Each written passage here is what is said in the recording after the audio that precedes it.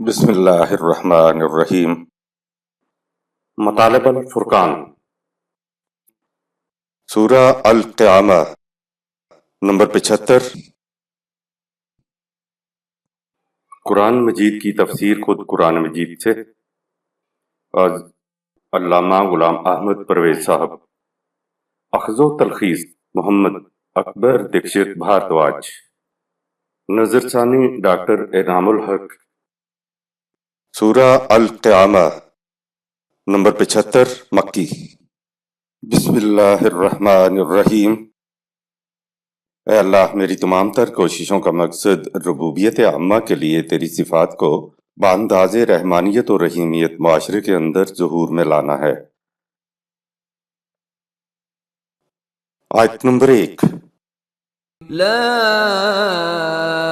اقسم بیوم القیامہ، نہیں، یہ بات نہیں ہے کہ تمہیں کوئی پوچھنے والا نہیں، میں دنیا و آخرت میں ظہور نتائج کے دور کو شہادت میں پیش کرتا ہوں۔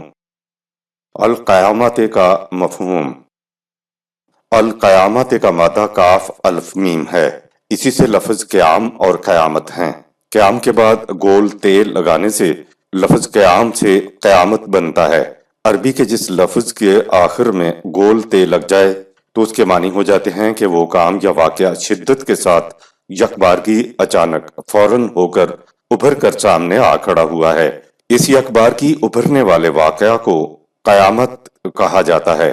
دراصل واقعہ تو زیر زمین ترتیب پا رہا ہوتا ہے، لیکن وہ ابھی ابھر کر سامنے نہیں آیا ہوتا۔ جب وقفہ ختم ہونے پر وہ اچانک سامنے آ جاتا ہے تو وہ واقعہ قیامت کہلاتا ہے۔ قیامت سے پہلے الف لام لگا ہوا ہے تو اس الف لام کو انگریزی میں دی کے مترادف سمجھا جاتا ہے، لہٰذا قیامت سے پہلے ال لگ کر یہ القیامت بن گیا اور یہ خاص بن گیا۔ قرآن کریم کی اصطلاحات مثلاً القیامہ میں جو اس نے واقعات بتائے ہیں وہ اس دنیا کی قیامت، حادثہ، واقعہ، دور، دن بھی ہیں جو یکبارگی نمودار ہو گئے تھے یا ہو جائیں گے، وہ سب اس لفظ قیامت میں شامل ہیں۔ جہنم میں اس دنیا کے مصائب، تباہی و بربادی، ذلت و پستی کی زندگی بھی شامل ہے۔ اسی طرح جنت کے مفہوم میں اسی دنیا کی خوشگوار سرسبز و شاداب زندگی بھی شامل ہے۔ اخروی قیامت اور مرنے کے بعد کی جنت و جہنم کو ہم اپنے دنیاوی شعور کی سطح پر نہیں سمجھ سکتے، البتہ جیسا قرآن نے کہا ہے اس پر ہمارا ایمان ہے۔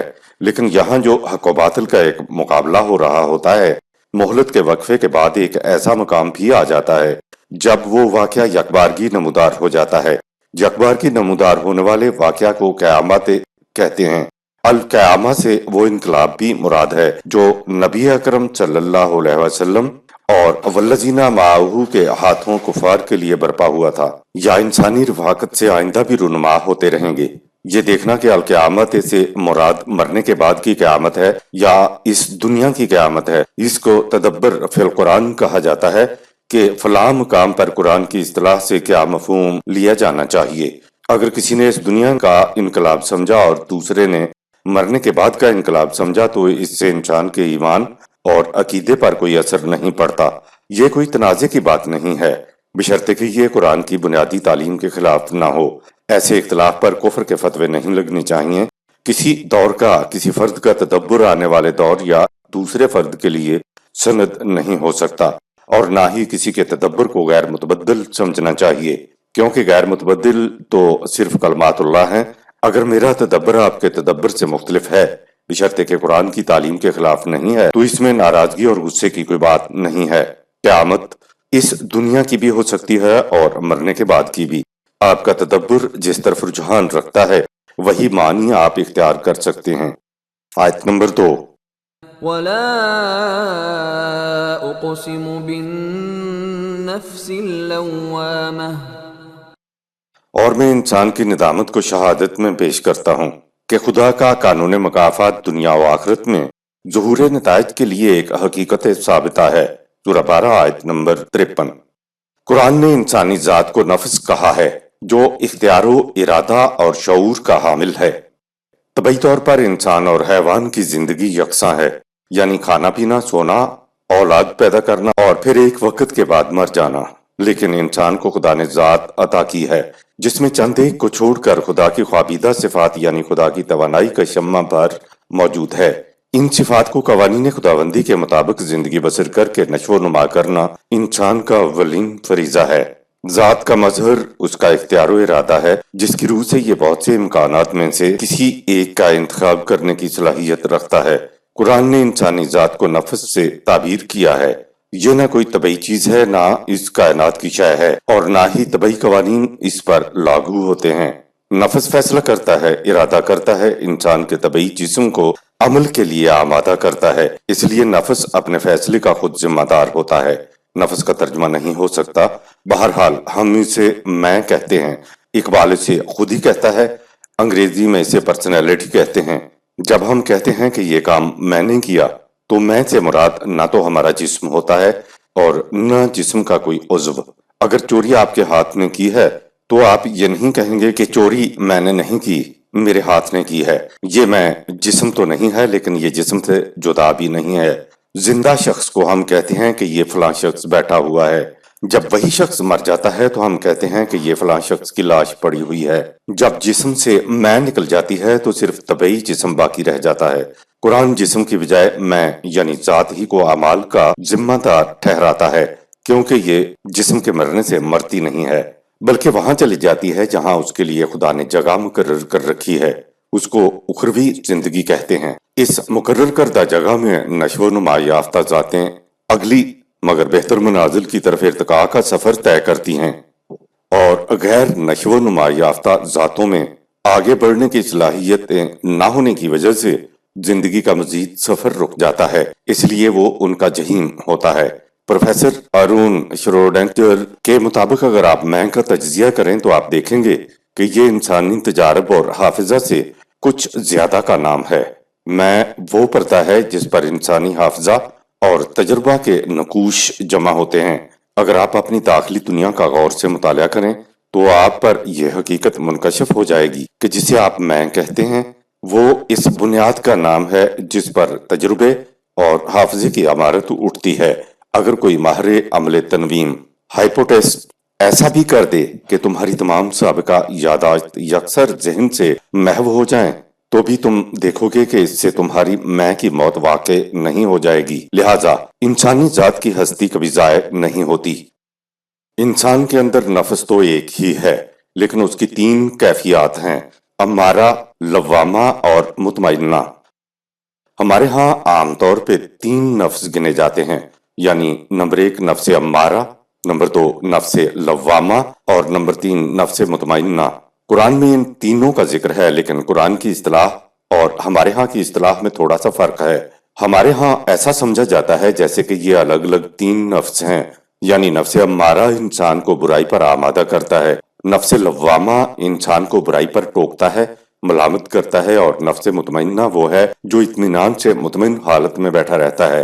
گویا ہمارے ہاں یہ تصور ہے کہ انسان کے اندر الگ الگ 3 نفوس ہیں۔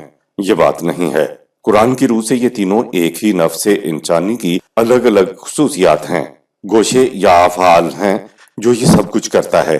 ان تینوں خصوصیات یا کیفیات کی ہم نیچے وضاحت کریں گے۔ نفس امارہ۔ امارہ کے معنی ہے بڑی شدت سے امر یا عمل کرنے پر اکسانے والا۔ یہ قرآن کی اصطلاح ہے اور انسانی نفس کی ایک حالت یا کیفیت ہے۔ یہ وہ نفس ہے جس پر خدا کی رحمت نہیں ہوتی، یعنی ایسا نفس جو خدا کے قوانین سے سرکشی اختیار کیے ہوئے ہوتا ہے۔ نفس امارہ کا ذکر سورہ یوسف میں آیا ہے۔ عزیز مصر کی بیوی کا قول ہے کہ ان النفس لا امارۃ بالسوء الا ما رحم ربی، سورہ 12 آیت نمبر 53۔ حقیقت یہ ہے کہ انسان کے حیوانی جذبات اسے برائی کی طرف اکساتے رہتے ہیں۔ اس سے وہی شخص محفوظ رہ سکتا ہے جس پر خدا رحم کرے۔ اپنے اس قول سے پہلے عزیز مصر کی بیوی نے کہا تھا کہ وما ابری نفسی، سورہ 12 آیت 53۔ میں اپنے آپ کو یعنی اپنے نفس کو بری ذمہ قرار نہیں دیتی۔ یہاں سے معلوم ہوا کہ نفس امارہ انسان کو برائی پر آمادہ کرتا رہتا ہے، اکساتا رہتا ہے یا حکم دیتا رہتا ہے۔ قرآن نے کہا کہ صرف وہی نفس ایسی حرکات سے بچا رہ سکتا ہے الا ما رحم ربی، سورہ 12 آیت نمبر 53، جس پر خدا رحم کرے۔ لہٰذا نفس امارہ کا یہ بنیادی فریضہ نہیں ہے کہ وہ ہمیشہ ہی انسان کو برائی کی طرف لے جائے، بلکہ ایسا کرنے سے صرف وہ نفس بچا رہتا ہے جس کی کیفیت یہ ہو کہ اس پر خدا کی رحمت ہو، یعنی جو قوانین خداوندی کی نگہداشت کرتا ہو۔ جو نفس قوانین خداوندی کو اپنے سامنے نہیں رکھتا تو ایسا نفس نفس امارہ ہوتا ہے جو انسان کو برائی کی طرف اکساتا ہے۔ نفس لوامہ یہ بھی قرآن کی اصطلاح ہے جو قرآن کی سورہ 75 آیت 2 میں آئی ہے۔ یہ انسانی نفس کی ایک کیفیت یا حالت ہے۔ لوامہ کے معنی ہے ملامت کرنے والا۔ ہمارے ہاں کہا جاتا ہے کہ انسان کے اندر ضمیر نامی کوئی ایسی چیز ہے جو حق اور باطل کی تمیز کر لیتی ہے۔ اگر یہ چیز انسان کے اندر ہوتی تو کسی فرد کو وحی کی رسولوں کی ضرورت نہ پڑتی۔ ہر شخص کا ضمیر خود فیصلہ کر لیتا کہ کیا حق ہے اور کیا باطل ہے۔ حیوانات کے لیے کیا چیز حق مفید ہے اور کیا چیز باطل مضر ہے کو ان کے اندر ودیت کر دیا گیا ہے، یعنی ضروری ہدایات کو ان کے اندر انبلٹ کر دیا گیا ہے، جس کے مطابق ہر حیوان زندگی بسر کرنے پر مجبور ہے۔ انسان کو بھی طبعی زندگی کی حد تک رہنمائی ودیت کر دی گئی ہے، لیکن انسان کے اندر تو ذات کی بھی زندگی ہے جس کے لیے خدا نے کوئی رہنمائی اس کے اندر ودیت ان بلٹ نہیں کی ہے۔ انسان صرف اپنے منزل، مقصد اور آرزو سے مطابقت رکھنے والے راستے یا طریقوں کو معلوم کر سکتا ہے، لیکن مطلق حق یا خیر کو معلوم نہیں کر سکتا۔ انسانی زندگی یعنی ذات کی نشو و نما کے لیے خدا نے مطلق حق یا مطلق باطل بتانے کے لیے وحی بذریعہ انبیاء کا سلسلہ شروع کیا۔ انسانی ذہن کسی ایک مطلق حق یا کسی ایک مطلق باطل کو بھی معلوم نہیں کر سکتا۔ اس کا علم صرف وحی خداوندی کے ذریعے حاصل ہو سکتا ہے۔ اوپر بتایا جا چکا ہے کہ ضمیر کی آواز مطلق حق یا مطلق باطل کا فیصلہ نہیں کر سکتی۔ جس قسم کے معاشرے میں کوئی پرورش پائے گا اسی قسم کی اس کے ضمیر کی آواز ہو جائے گی۔ جب بھی ضمیر کے خلاف کوئی کام ہوگا تو اس کا ضمیر اس کے خلاف نفرت کرے گا۔ یہ ہے نفس لوامہ، یعنی سینوں میں بسی ہوئی سوسائٹی، انٹرنلائزڈ سوسائٹی۔ لیکن جب انسان معاشرے کی اقدار کی پرواہ نہ کرتے ہوئے زندگی بسر کرنے لگتا ہے تو آہستہ آہستہ ایسے انسان کے جذبات اس کے ضمیر کی آواز پر غالب آ جاتے ہیں، اور پھر ضمیر اس پوزیشن میں نہیں رہتا کہ وہ ملامت کر سکے۔ آج نظام سرمایہ داری کی وجہ سے سودی کاروبار عام ہے تو ہمارا ضمیر اس پر ملامت بھی نہیں کرتا۔ اگر ضمیر قوانین خداوندی کی بنیاد پر مرتب ہوا ہو تو پھر وہ مطلق حق یا مطلق باطل کی نشاندہی کر سکتا ہے۔ ضمیر یا نفس لوامہ بنا بنایا خدا نہیں دیتا، یہ معاشرے کی اقدار کے مطابق ترتیب پاتا ہے، یعنی جیسا معاشرہ ویسا نفس لوامہ یا ضمیر۔ نفس مطمئنہ یہ بھی قرآن کی اصطلاح ہے۔ یہ نفس کی وہ کیفیت یا حالت ہے جسے قرآن جنت میں جانے کے لیے مستحق کوالیفائڈ کر دیتا ہے۔ قرآن کہتا ہے یا ایتھا النفس المطمئنہ ارجعی الی ربک راضیۃ مرضیہ فادخلی فی عبادی وادخلی جنتی۔ سورہ 99 آیات 27-30۔ اے نفس مطمئن، آ جا اپنے رب کی ربوبیت کی پناہ میں۔ تیرے اعمال قوانین خداوندی سے ہم آہنگ تھے، تو آج خدا کی عطا کردہ خوشگواریوں کی حامل زندگی تجھ سے ہم آہنگ ہو گئی ہے، لہٰذا ان لوگوں کی جماعت میں شامل ہو جا جنہوں نے خدا کے قوانین کی محکومیت اختیار کر رکھی ہے، اور اس طرح اس جنتی معاشرے میں داخل ہو جا جو اس کے قوانین کی محکومیت اختیار کرنے کی وجہ سے متشکل۔ راضیتم مرضیہ کا مفہوم ہے کہ تو نے اپنے اعمال کو خدا کے قوانین سے ہم آہنگ کر لیا، تو خدا کے قوانین کے خوشگوار نتائج تجھ سے ہم آہنگ ہو گئے۔ فادخلی فی عبادی کا مفہوم یہ ہے کہ انفرادی زندگی بسر نہ کر، بلکہ جو لوگ میری محکومیت پہلے ہی سے اختیار کیے ہوئے ہیں ان کے ساتھ مل کر اجتماعی زندگی بسر کر۔ قانون خداوندی کے مطابق اجتماعی زندگی بسر کرنے کا نتیجہ ہے وادخلی جنتی، یعنی میرے بندوں کے ساتھ مل کر تو بھی جنتی معاشرے میں داخل ہو جا، پوری کی پوری قوم جنتی ہو جائے، تب جا کر ہر فرد اپنی اپنی جنت کو محسوس کر سکے گا۔ یا تو پوری قوم جنتی ہوگی یا جہنمی۔ معلوم ہوا کہ جنت ہو یا جہنم، لوگ انفرادی طور پر نہیں بلکہ اجتماعی طور پر ہی جنت یا جہنم میں داخل ہوتے ہیں۔ نفس مطمئن سورہ 13 آیت نمبر 28 کا حامل وہ شخص ہے جس کی ذات میں صحیح نشو و نما سے پورا توازن پیدا ہو چکا ہوتا ہے۔ سورہ 91 آیت نمبر 9۔ نفس مطمئنہ تو انفرادی ہے، ہر شخص کا اپنا اپنا ہے، اسی لیے کہا فادخلی فی عبادی۔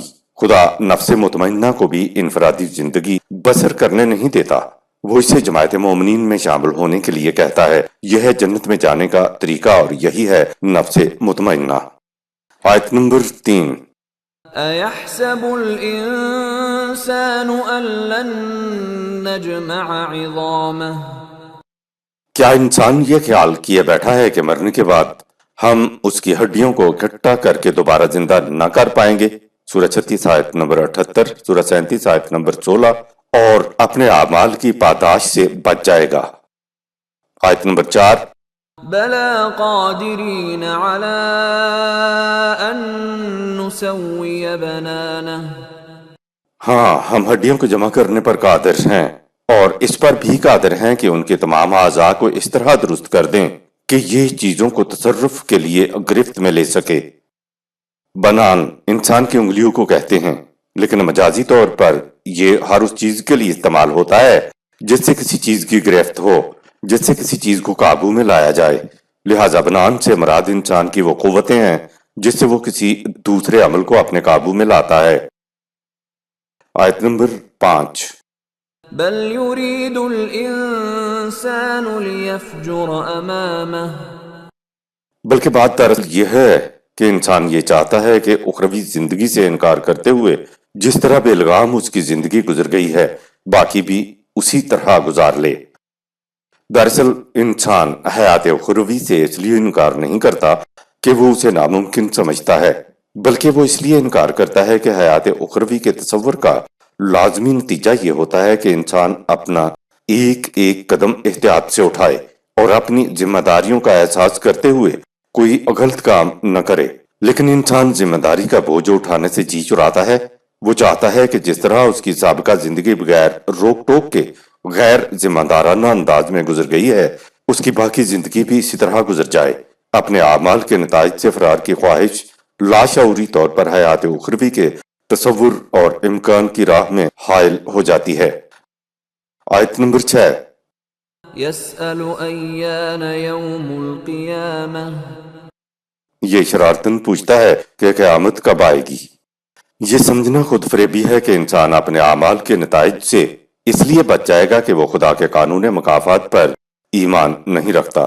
وہ ایمان رکھے یا نہ رکھے، خدا کا قانون تو اپنا کام کرتا رہتا ہے۔ مرنے کے بعد زندگی ہوگی اور اس کے اعمال کے نتائج اس کے سامنے آ کر رہیں گے، خواہ یہ اس حقیقت سے کتنا ہی انکار کیوں نہ کرے۔ باقی رہا قیامت کب آئے گی یا ظہور نتائج کا دور کب آئے گا تو اس کا علم خدا کو ہے۔ آیت نمبر 7۔ فإذا برق البصر بہرحال جب وہ آئے گی تو مارے حیرت کے آنکھیں کھیرا ہو جائیں گی۔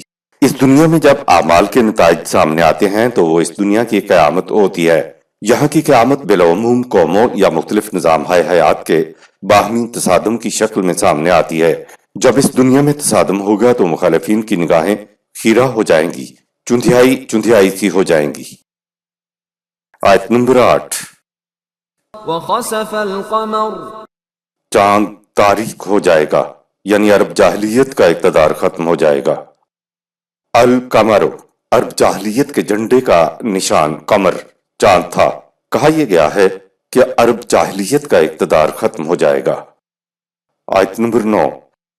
وجمع الشمس والقمر چاند اور سورج اکٹھے ہو جائیں گے، یعنی عرب اور ایران کی قوتیں مل کر ایک ہو جائیں گی۔ الشمس والقمر چاند اور سورج اکٹھے ہو جائیں گے۔ الشمس ایرانی جھنڈے پر سورج کا نشان تھا۔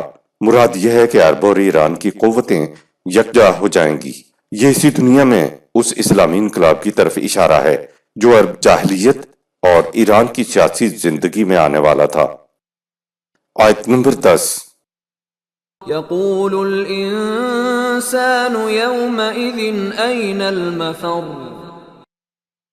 اس وقت یعنی دنیا و آخرت میں ظہور نتائج کے وقت انسان پریشانی کے عالم میں کہے گا کہ اب میں کدھر بھاگوں۔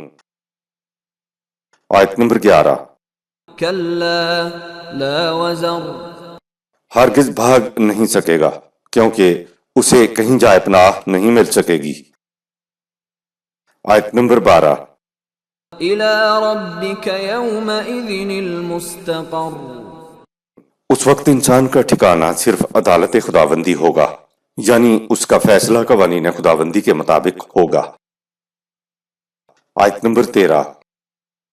ينبأ الإنسان يومئذ بما قدم وأخر उस दिन आखिरत में इंसान के अगले पिछले तमाम आमाल के नताइज उसके सामने आ जाएंगे। आयत नंबर 14। بل الإنسان على نفسه بصيرة खारजी गवाहों की जरूरत नहीं होगी, बल्कि इंसान अपने खिलाफ खुद गवाह होगा। यहाँ कहा है कि इंसान अपने खिलाफ खुद गवाही देगा। दूसरी जगह कहा है वकुल्ला इंसान अलजमनाहु ताइरतुन फी उनुकिही व नुखरिजु लहू यौमिल क़ियामति किताबन यलक़ाहु मंशूरा। इक़रा किताबका कफ़ा बिनफ़्सिकल यौमा अलैका हसीबा। सूरह 17 आयत 13-14। हर इंसान का अमालनामा उसकी गर्दन में लेपटा हुआ लटका हुआ है। ज़ुहूर नताइज के दौर में उसे खोल दिया जाएगा और कहा जाएगा कि अपने अमालनामे को खुद पढ़, आज तू खुद अपना हिसाब करने के लिए काफी है। अमालनामा खारिज से लिखी हुई दस्तावेज नहीं होती, बल्कि ये खुद इंसान के अपने नफ्स पर मनकूश आमाल होते हैं। समझाने के लिए कहा कि इस वक्त वो लिपटा हुआ होता है, ज़ुहूर नताइज के वक्त उसको खोल दिया जाता है, कोई दूसरा पढ़ने वाला नहीं होता। मुतलका फर्द से कहा जाता है कि अपने अमालनामे को खुद पढ़ और खुद ही इस पर शहादत दे कि वो सही है। आयत नंबर 15। ولو ألقى معاذيره उस वक्त हीला जुइयां और बहानेबाजियां किसी काम ना आएंगी। मंतरजा झैल 4 आयात सूरह 75 आयात 16 ta 19 के सियाक़ व सबाक़ के तसलसल को मद्देनजर रखते हुए मफहूम दिया जा रहा है और साथ ही उनका मुरव्वजा मफहूम भी दिया जा रहा है ताकि तदब्बुर कुरान जिस मफहूम की तरफ रहनुमाई करे उसको इख्तियार कर लिया जाए। अगर इन 4 आयात को एक अलग मजमून समझा जाए तो फिर इसका मफहूम नीचे सूरह 75 आयत 19 के बाद दिया जा रहा है। बहरहाल मुरव्वजा मफहूम वही की हकीकत के खिलाफ है। इसके मुतल्लक आगे आ रहा है आयत नंबर 16। لا تحرك به لسانك لتعجل به बहानेबाज से कह दिया जाएगा कि अमालनामे को रफा दफा करने की खातिर कैंची की तरह जबान चलाने की कोई जरूरत नहीं, अब इसका कोई फायदा नहीं है। मुरव्वजा मफहूम ए रसूल वही को याद करने के लिए जल्दी जल्दी जबान को हरकत न दे। आयत नंबर 17। إن علينا जमअहु वक़ुरआनह अमालनामे से मुतल्लिक काम को यकीनन हमने अपने जिम्मा ले रखा है कि इंसान के तमाम आमाल को इकट्ठा किया जाए और फिर उन्हें निहायत हिफाजत से रखा जाए। मुरव्वजा मफहूम बिलाशुबा इसका जमा करना और पढ़वा देना हमारे जिम्मे है। आयत नंबर 18। فإذا قرأناه فاتبع قرآنه सोए इंसान अब तुझे हमारे जमा और जब्त करदा अमालनामे के पीछे पीछे चलना होगा, यानी जिस तरफ तेरे अमालनामे ले जाएं उसी तरफ तुझे जाना होगा, जन्नत या जहन्नम। मुरव्वजा मफहूम बस जब हम उसे पढ़वा चुके तो इस पढ़वाए हुए की पैरवी कर। आयत नंबर 19। ثم إن علينا बयानह तेरे अमाल के नताइज को जाहिर करके तेरे सामने ले आना भी हमारे जिम्मा है। मुरव्वजा मफहूम पढ़वाने के बाद बिलाशुबा वही की वजाहत करना भी हमारे जिम्मा है। वही की हकीकत को मद्देनजर रखते हुए ऊपर 4 आयात का मफहूम। अगर मंदरजा वाला 4 आयात को एक अलग मजमून समझा जाए तो फिर इन 4 आयात का मफहूम हम नीचे दे रहे हैं, जो वही की हकीकत के खिलाफ भी नहीं जाता। ए रसूल, तुम किसी मामले के मुतल्लिक अमली कदम उठाने में उजलत से काम न लो, उस वक्त तक इंतजार करो जब तक इस सारे मामले के मुतालिक पूरा प्रोग्राम बजरिया वही न दे दिया जाए। सूरह 20 आयत 114, सूरह 75 आयत 16। अगरचे ये कुरान थोड़ा थोड़ा करके नाजिल हो रहा है, लेकिन तुम्हें इसके मुतालिक फिक्र करने की जरूरत नहीं है। इसका जमा करना और इसको बाहिफाजत रखना हमारे जिम्मे है। सूरह 75 आयत नंबर 17। तुम्हारे जिम्मे इसके महफूज अहकाम कवानीन का इत्तेबा करना है। सूरह 75 आयत नंबर 18। इत्तेबा करने के लिए जरूरी है कि इसके मुतालिब निहायत वजाहत से सामने आ जाएं, लिहाजा इस वजाहत का जिम्मा भी हमने तसरीफ आयात के जरिए खुद ही ले रखा है। सूरह 75 आयत नंबर 19। ऊपर 4 आयात का मुरव्वजा मफहूम या तर्जमा वही की हकीकत के खिलाफ है। इन 4 आयात सूरह 75 आयात 16 تا 19 की अमूमी तफसीर का खुलासा कुछ यूं है कि जबरील अमीन वही लाते थे, रसूल अल्लाह सल्लल्लाहु अलैहि वसल्लम के सामने वो पढ़ते थे तो आप सल्लल्लाहु अलैहि वसल्लम उसके साथ जल्दी जल्दी तेजी तेजी से दोहराते हुए खुद पढ़ते चले जाते थे। इस जल्दी और तेजी से फिर कुछ ऐसा उलझाव पैदा हो जाता था। उस पर खुदा ने कहा कि तुम्हें जल्दी जल्दी जुबान को हरकत देने की जरूरत नहीं है, जो कुछ जबरील कहता है उसको इत्मीनान से सुनते जाओ। ये जो तुम्हें खदशा है कि बाद में भूल जाओगे और कुछ रह जाएगा तो सुन रख, हम ऐसा नहीं करेंगे। हम ये करेंगे कि आपको ये सारी वही इसी तरह से याद हो जाए और इसी तरह से फिर आप इसको पढ़ लें। सियाक व सबाक से मफहूम के रब्त को समझने के लिए वही की हकीकत समझने की जरूरत है। तदब्बर कुरान के एतबार से और हमारी बसीरत कुरानी की रूह से सियाक व सबाक के पेश नजर मुरवजा मफहूम नाकाबिले फहम है। इसके अलावा मुरवजा मफहूम वही की हकीकत व नौइयत के भी खिलाफ है। वो इस तरह के जबरील अमीन का अल्फाज को पढ़ना, रसूल अल्लाह सल्लल्लाहु अलैहि वसल्लम का अल्फाज को सुनना और फिर अल्फाज को दोहराना कुरान करीम के तसव्वुर वही से मुताबिकत नहीं रखता। कुरान में तो यह है कि जबरील अमीन वही को कल्ब मोहम्मदी सल्लल्लाहु अलैहि वसल्लम पर नाजिल किया करते थे, बल्कि वहां तो यह है कि हम वही अलका करते हैं। लिहाजा अलका करने के एतबार से नजूल वही की हकीकत मुरवजा वही के मफहूम से मुख्तलिफ हो जाती है। वही तो कल्ब मोहम्मद सल्लल्लाहु अलैहि वसल्लम पर नाजिल होती थी, लिहाजा जबरील अमीन का पढ़कर सुनाना और रसूल अल्लाह सल्लल्लाहु अलैहि वसल्लम का इस खदशे से वही को दोहराते चले जाना कि कहीं इसमें से कुछ रह न जाए, कुरान करीम की तालीम के खिलाफ है, क्योंकि जो कुछ कल्ब या फुआद पर नाजिल हो वो भूलता ही नहीं।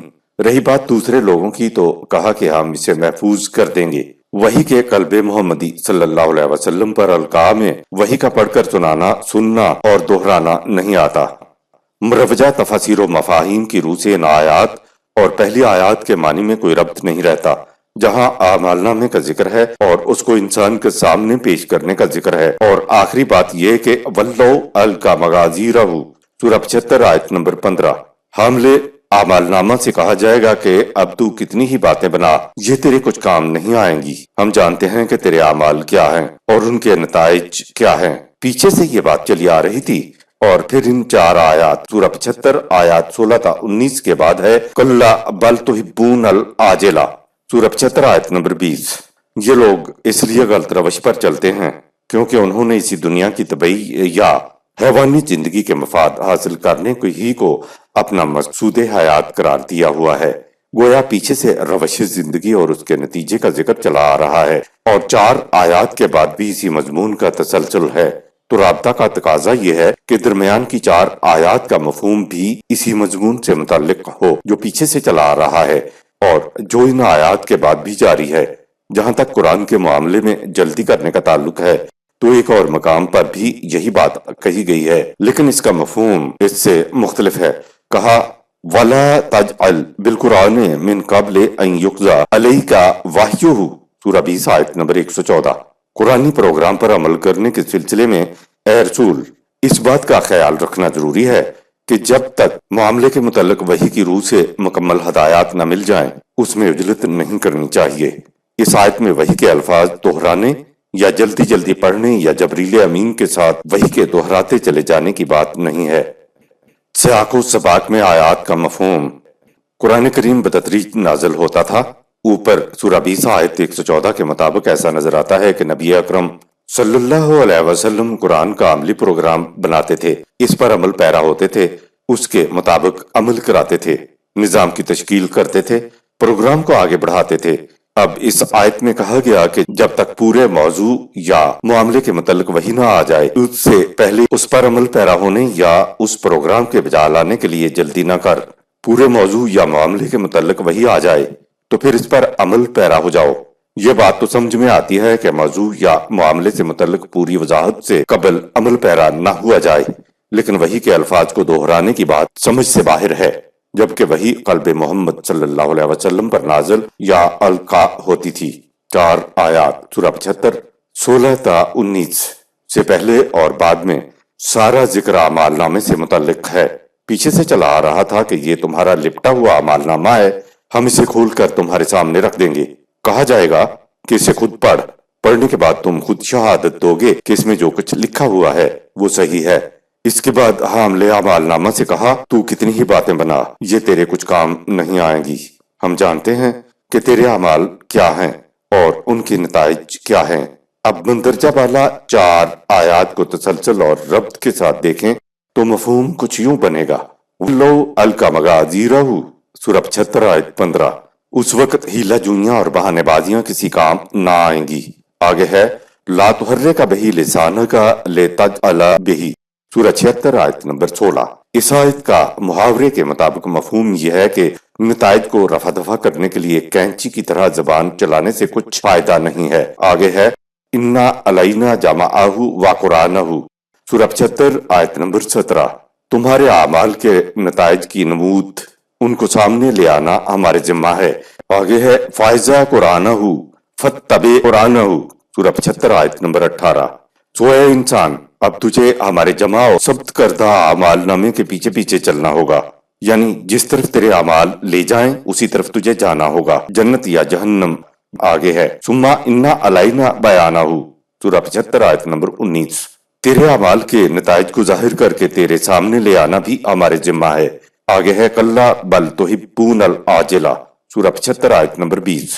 تمہارے مفاد عامہ اور حیات اخروی کے تصور سے بھاگنے کی وجہ اس کے علاوہ ہرگز کچھ اور نہیں کہ تم نے مفاد خواہش سے متعلق اپنے مفاد عاجلہ کو مقصود حیات قرار دیا ہوا ہے۔ آگے ہے وَتَذَرُونَ الْآخِرَةَ سورہ 75 آیت نمبر 21۔ اور یہی وجہ ہے کہ مستقبل کی زندگی کا تمہیں کوئی خیال نہیں ہے۔ آیت نمبر 20۔ كلا بل تحبون العاجلة تمہارے مفاد عامہ اور حیات اخروی کے تصور سے بھاگنے کی وجہ اس کے علاوہ ہرگز کچھ اور نہیں کہ تم نے مفاد خواہش سے متعلق اپنے مفاد عاجلہ کو مقصود حیات قرار دیا ہوا ہے۔ آیت نمبر 21۔ وتذرون الآخرة اور یہی وجہ ہے کہ مستقبل کی زندگی کا تمہیں کوئی خیال نہیں ہے۔ انسانی اعمال کے اچھے یا برے اثرات اس کی ذات پر مرتب ہوتے ہیں۔ قرآن نے آخرہ کے مقابلے میں عاجلہ کہہ کر پکارا ہے، اور عاجلہ کے معنی ہے پیش پا افتادہ سامنے پڑا ہوا مفاد۔ آخرت ذرا بعد میں ملنے والے مفادات ہوتے ہیں۔ طبعی زندگی ہی کو زندگی سمجھنے والوں کے سامنے دنیا کے مفاد اور جھٹ پٹ سے ملنے والے مفادات ہوتے ہیں۔ انہیں اس کی پرواہ نہیں ہوتی کہ ہماری اس روش کا اثر انسانی ذات پر کیا پڑے گا۔ اس روش کی وجہ سے ایسے لوگ جائز و ناجائز میں، غلط اور صحیح میں، حق اور باطل میں تمیز نہیں کرتے۔ آیت نمبر 22۔ وجوہ یومئذ ناظرہ حالانکہ مستقبل کی خوشگوار زندگی میں شگفتگی اور شادابی کی وجہ سے چہرے حشاش بشاش اور تر و تازہ ہوں گے۔ جن لوگوں نے دنیاوی زندگی میں مستقبل کی خوشگواریوں کو سامنے رکھا ہوگا تو جب ظہور نتائج کا وقت آئے گا تو وہ جنت کے خوشگوار ماحول میں چلے جائیں۔ ظہور نتائج کا وقت صرف مرنے کے بعد قیامت ہی میں جا کر نہیں آتا، بلکہ ظہور نتائج کا سلسلہ یہاں اسی دنیا ہی سے شروع ہو جاتا ہے۔ جنت اور جہنم اسی دنیا سے شروع ہوتے ہیں، اور مرنے کے بعد یہی جنت اور جہنم انسانی ذات کے ساتھ آگے چلے جاتے ہیں۔ یہی وجہ ہے کہ عاجلہ کے مقابلے میں قرآن آخرہ کو ترجیح دینے کی تعلیم دیتا ہے۔ آیت نمبر 23۔ الی ربها ناظرہ خوشگوار زندگی والے دنیا و آخرت میں اپنے رب کی کرم فرمائی کا نظارہ کر رہے ہوں گے۔ دنیا میں تو خدا کو نہیں دیکھا جا سکتا، لیکن آخرت میں دیکھا جا سکتا ہے، اس کا ہمیں علم نہیں ہے۔ اس آیت کا عمومی ترجمہ ہے کہ وہ اپنے رب کی طرف دیکھ رہے ہوں گے، یعنی قیامت میں خدا کا دیدار ہوگا، وہ سامنے آئے گا اور اس طرح لوگ اسے دیکھیں گے۔ آخرت کا ہمیں معلوم نہیں، البتہ دنیا میں خدا کو محسوس آنکھوں سے دیکھا نہیں جا سکتا، یہاں تک کہ پیغمبر کی آنکھ بھی نہیں دیکھ سکتی۔ حضرت موسیٰ علیہ السلام کے بے نقابی کے مطالبے پر خدا نے کہا لن ترانی سورہ 7 آیت 143، تو مجھے نہیں دیکھ سکتا۔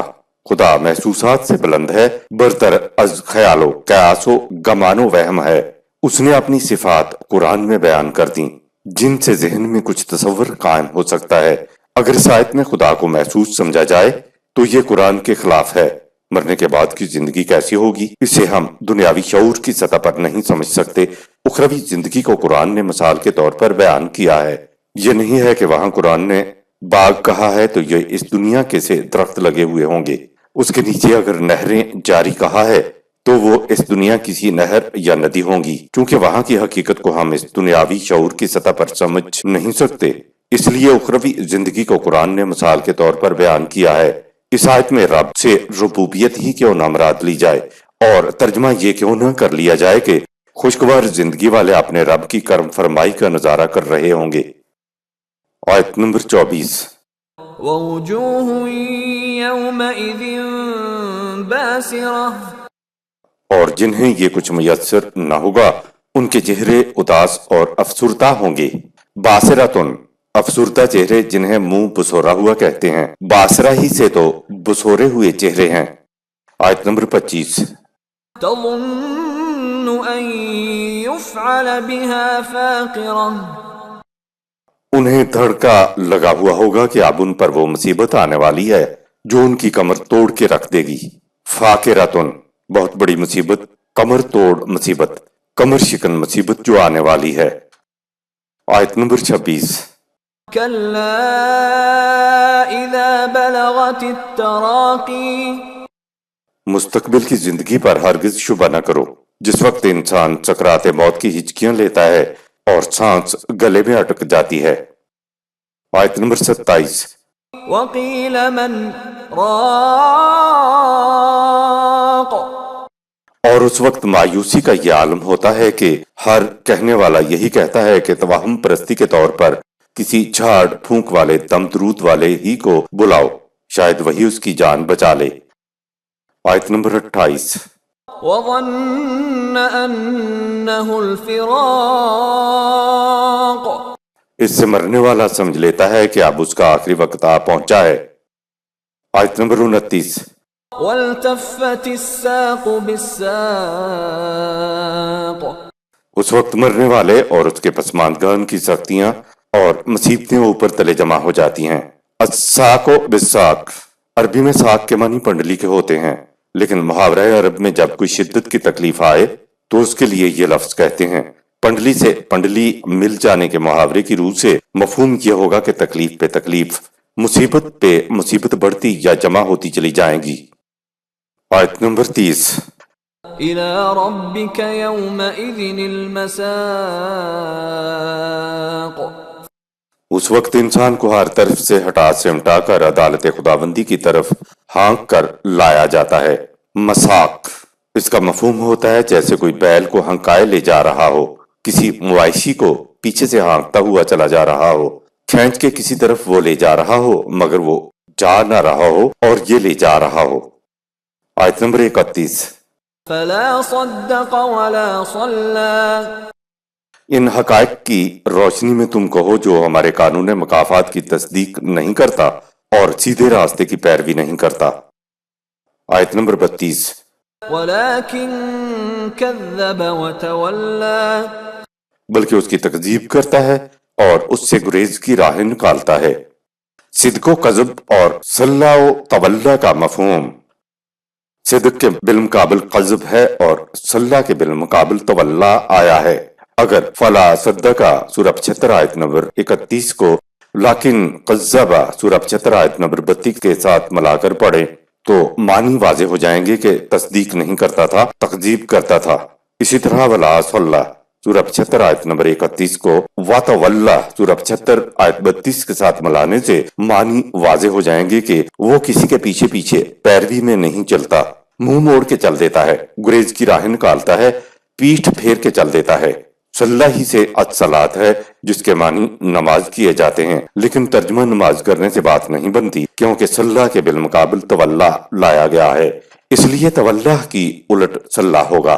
تولا کے معنی ہے وہ جو منہ موڑ کے چل دے، گریز کی راہ نکالے، پیٹھ پھیر کے چل دے، لہٰذا تولا کی الٹ صلاح کے معنی ہوں گے وہ جو صراط المستقیم پر چلتا ہے، گریز کی راہ نہیں نکالتا، اپنے نصب العین سے ادھر ادھر منہ نہیں موڑتا۔ تکفیر تو یہ ہے کہ کسی چیز سے صاف انکار کر دیا، اور تکذیب یہ ہے کہ زبان سے کہتے رہنا کہ میں مانتا ہوں لا الہ الا اللہ کہ کائنات میں کوئی صاحب اقتدار نہیں سوائے خدا کے، لیکن عملی طور پر وہ غیر خداوندی قوانین کی اطاعت کرتا چلا جاتا ہے۔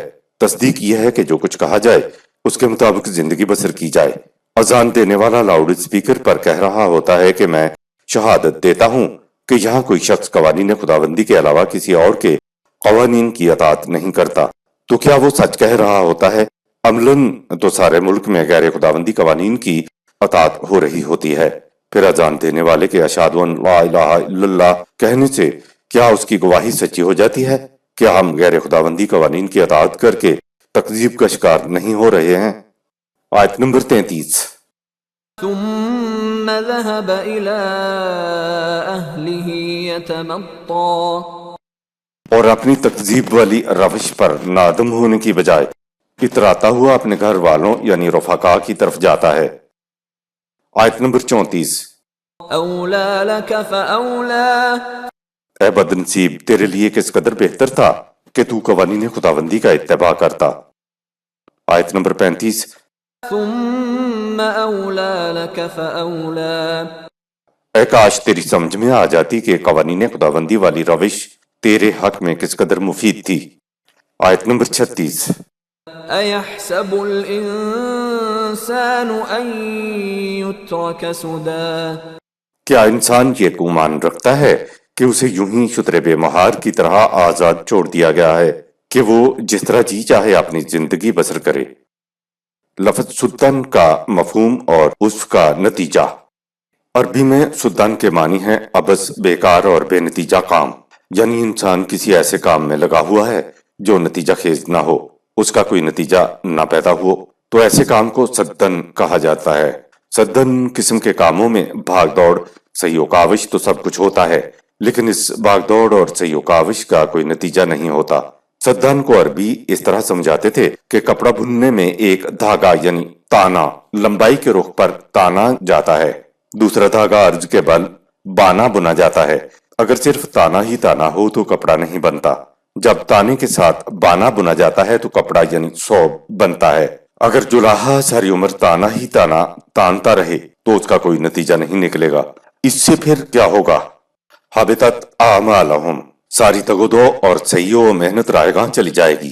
سیکولر نظام، سرمایہ دارانہ نظام زندگی، یعنی صرف دنیاوی زندگی کے اندر اگر اقدار خداوندی کا بانا نہ ہو تو وہ صرف تانا ہی تانا ہوتا ہے، اس میں بانا نہیں ہوتا۔ اسی طرح خانقاہیت کی زندگی، شرعی رسومات کی اور شاعر کی زندگی نرا بانا ہی بانا ہوتا ہے، اس میں تانا نہیں ہوتا۔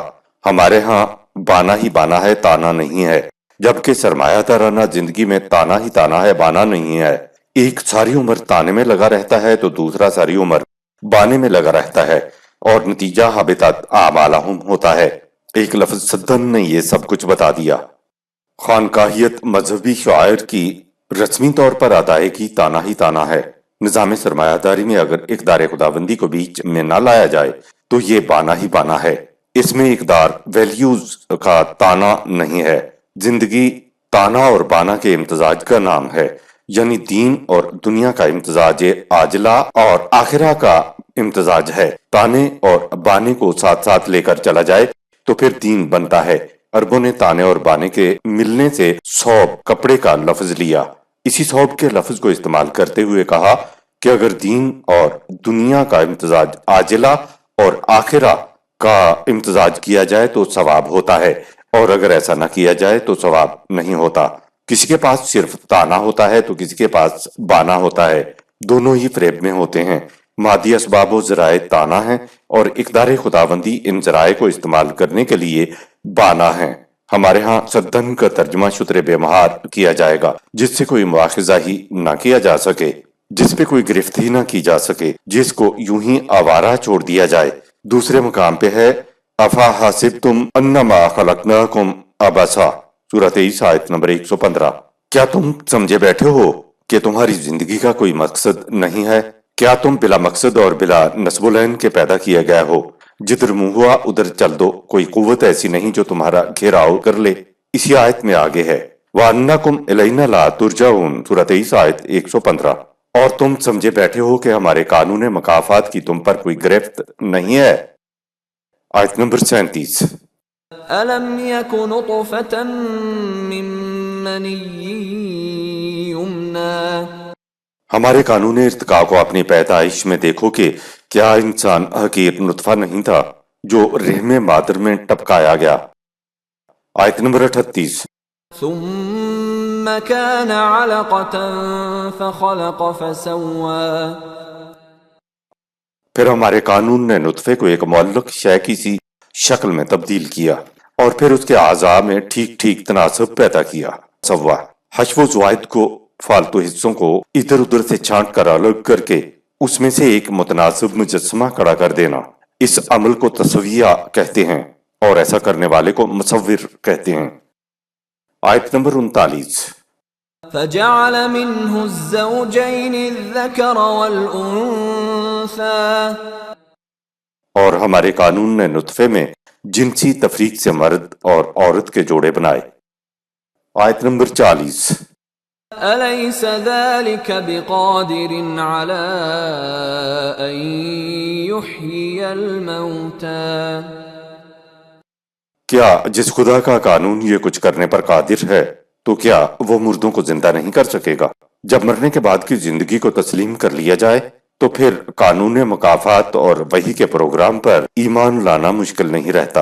اخروی زندگی پر ایمان خدا کے قانون کے لیے تمام پروگراموں کی بنیادی اینٹ ہے۔ صدق اللہ العظیم۔ یہاں سورہ القیامہ اختتام پذیر ہوئی۔